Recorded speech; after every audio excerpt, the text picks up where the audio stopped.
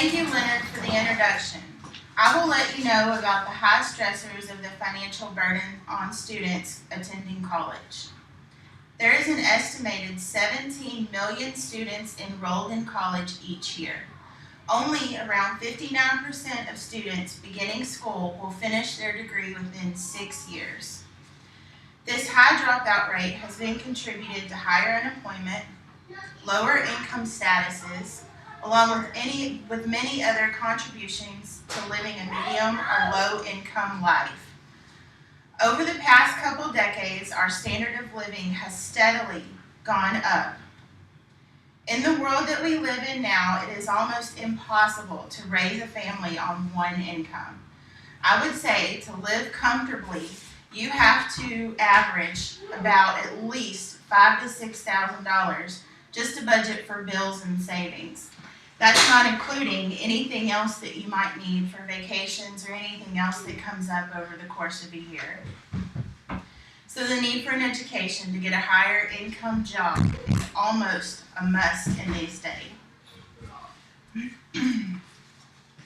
Financial stress is one of the highest stressors students have to deal with these days. The average college debt for a four-year degree is anywhere from $25,000 to $35,000 depending on which college is attended.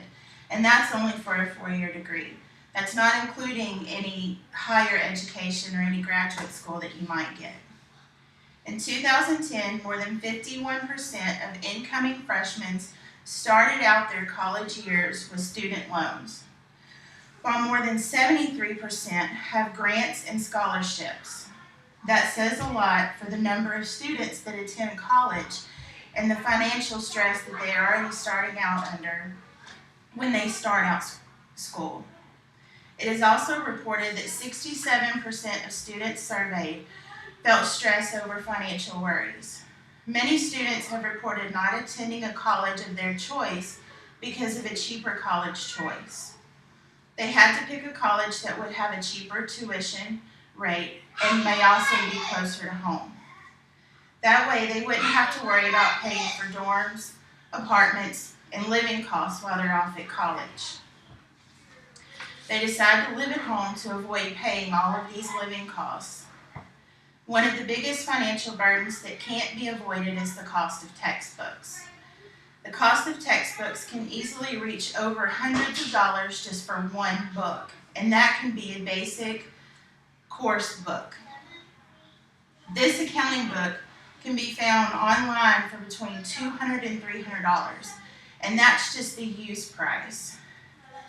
And when you sell it back, I will probably only get about $30 for it.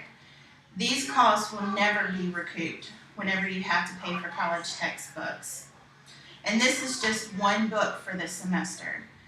There are many times that students can pay almost $1,000 for their books every semester. There are many websites out there now that you can buy or rent textbooks on. But from what I have found, most of the time you don't know what book you need until you actually get into your class.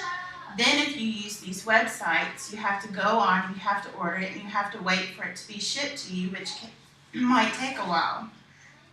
So many students use the campus bookstore or surrounding bookstores to purchase their textbooks. I think one of the ways schools could get a hold of the higher financial costs would be to take on the management of these textbooks. That way, maybe the school could control the cost and be able to lower the cost of the textbooks that they sell. They wouldn't have to worry about overhead and many other costs associated with an independent service that might be selling these books. That would just be one example of how I think the cost of textbooks could be lowered. My other group members will tell you other options for lowering these costs. Tiona Sanders will now tell you how students will choose sometimes to not even purchase textbooks because of the cost of it.